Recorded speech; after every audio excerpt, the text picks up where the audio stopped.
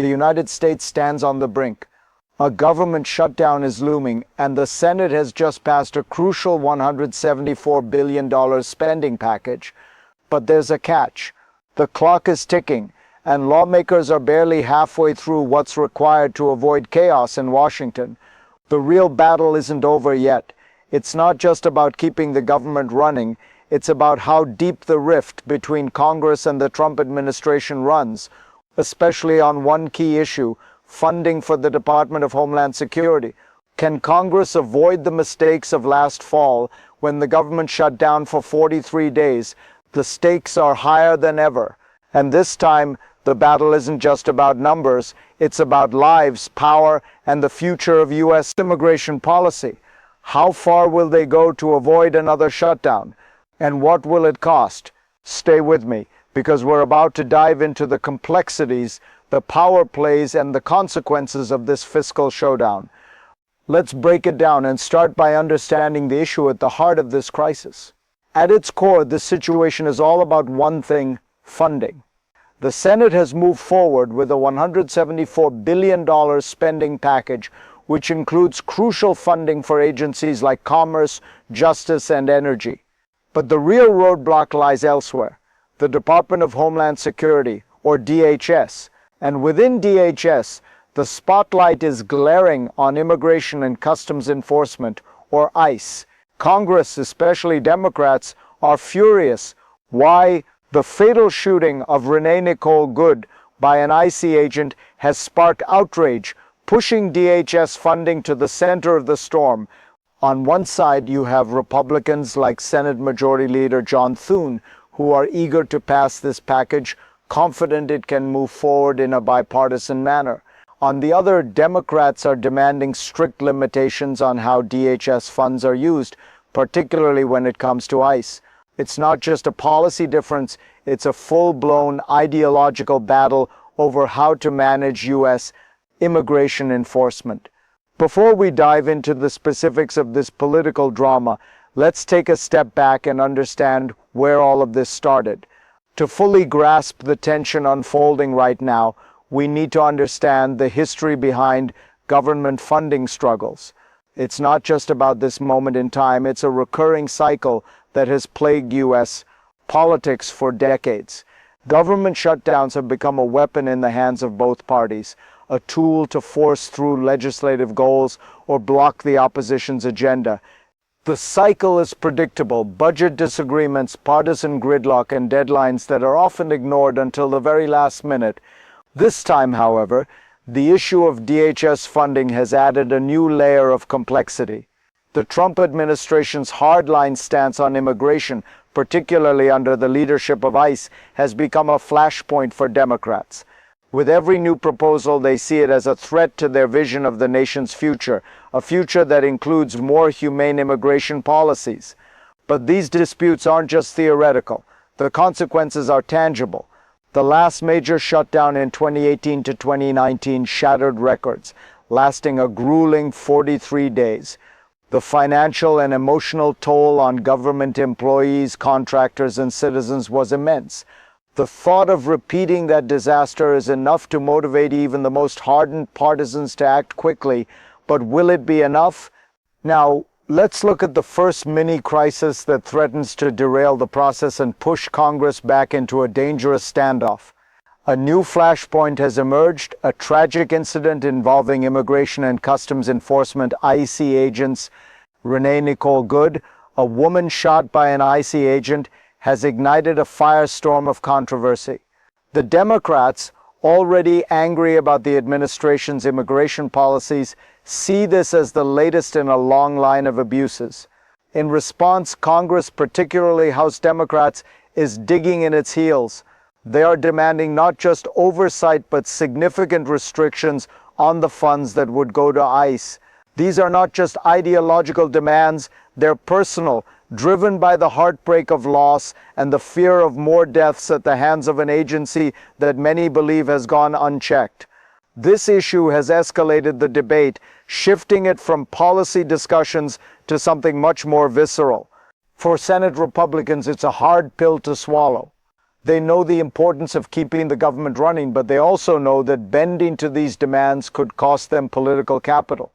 A showdown is imminent, and the urgency to resolve this crisis before the January 30th deadline is growing. Will Congress be able to navigate this storm, or will the tension escalate further? The answer will determine the fate of the government and possibly the future of U.S. immigration policy. But this isn't just about a single event. The underlying mechanisms that have brought us here need to be unraveled. Let's take a closer look at how the system works and why these kinds of crises keep happening.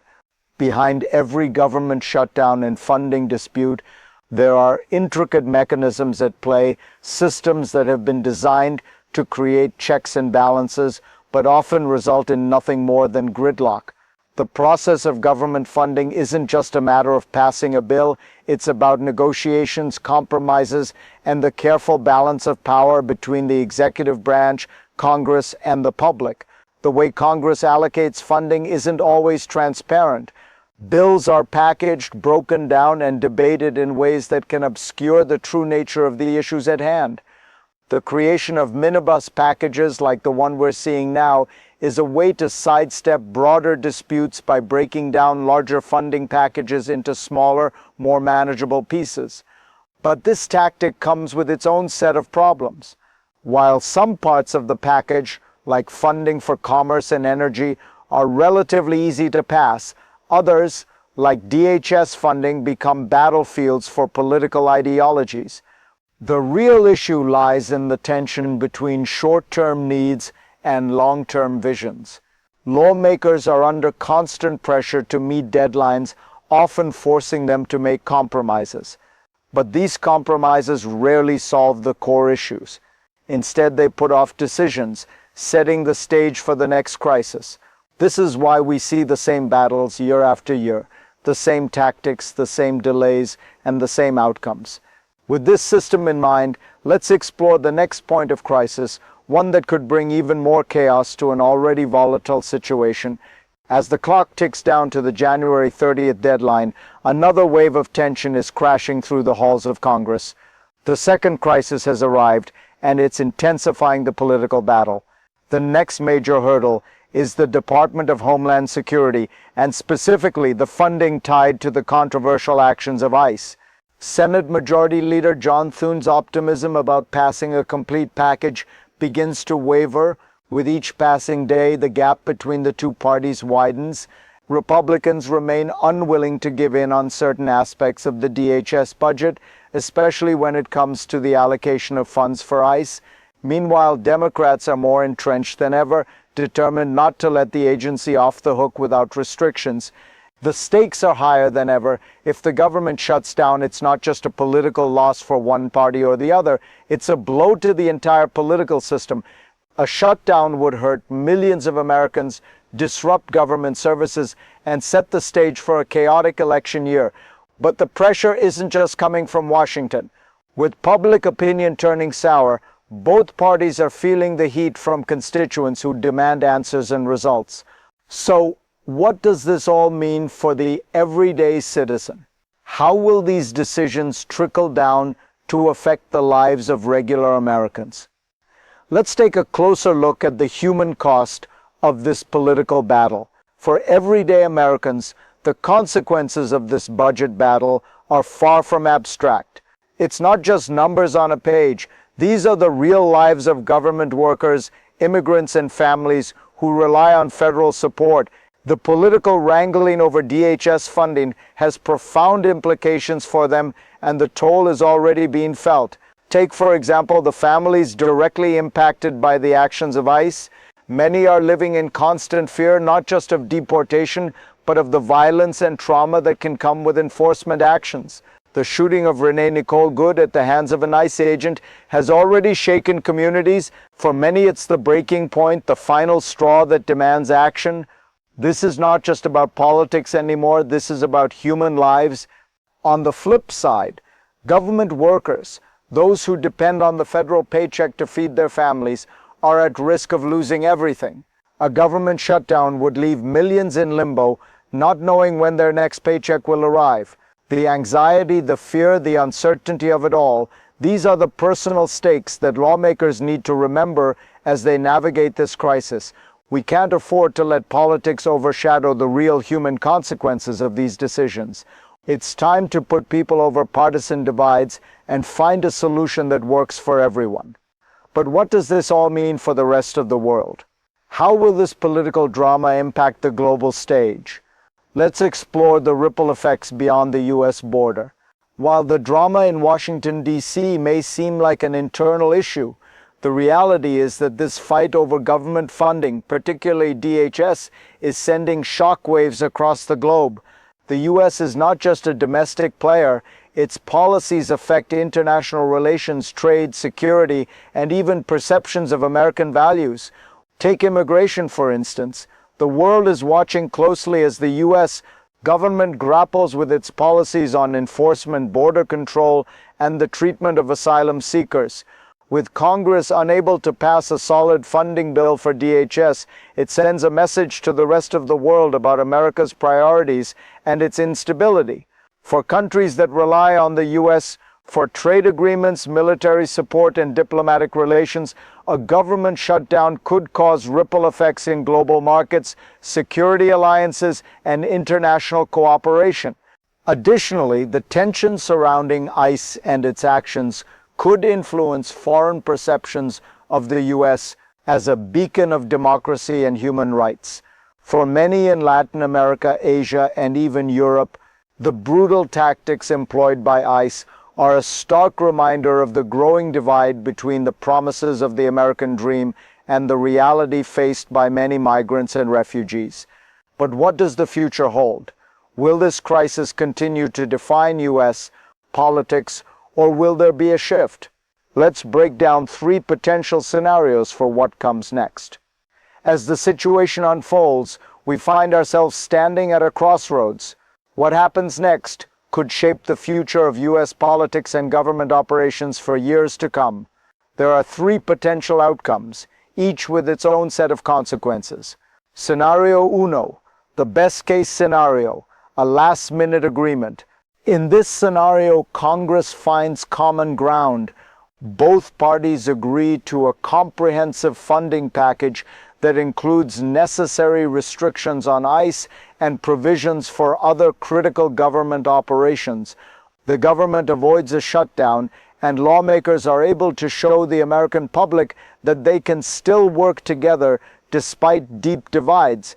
This outcome would stabilize the economy, restore faith in the political system, and provide a temporary respite from the ongoing crisis. Scenario 2, the middle ground, a continuing resolution, CRE. In this scenario, Congress opts for a temporary solution, a continuing resolution, CR. This would extend current funding levels, kicking the can down the road for a few more months. While it would prevent an immediate shutdown, it's a band-aid solution that does nothing to resolve the deeper issues at play. The political tension would remain high, and the same battles would resurface in the near future. The uncertainty could further erode public trust in Congress and the administration, but at least the government would remain operational for the time being. Scenario trace. The worst-case scenario, a government shutdown. In the worst-case scenario, Congress fails to reach an agreement and a government shutdown becomes inevitable. Federal workers are furloughed, essential services are disrupted, and public trust in the government plummets. The shutdown could last for weeks, as it did in 2018 to 2019, leading to widespread economic and social consequences. The impact would be felt not just in Washington, but across the country, as public services are strained and political chaos reaches a fever pitch. The clock is ticking, and the choices made in the coming days will determine the path ahead. But before we wrap up, let's look at the final insight from this ongoing crisis. As we reach the conclusion of this political showdown, one thing becomes clear: the stakes are higher than ever. This isn't just about funding bills or party lines. This is about the future of governance, the integrity of the political system, and the lives of everyday Americans. Whether Congress can navigate this crisis or not will set the tone for the next chapter in American politics. A government shutdown, the failure to fund DHS responsibly, and the inability to negotiate a workable solution would not only harm the U.S. economy, but could also lead to a deeper fracture in the country's political fabric. It would signal to the world that the U.S. government, once a symbol of stability and leadership, is now a fractured institution, unable to function at its most basic level. But there's still time. It's not too late for Congress to act with the urgency and responsibility the situation demands. It's not too late for lawmakers to put aside partisanship and remember who they represent, the American people. The time to act is now. The future of the nation depends on the decisions made in the coming days. Congress must step up and put the needs of the American people above political gamesmanship. The question remains, will they rise to the challenge, or will they allow the government to fall into chaos once again?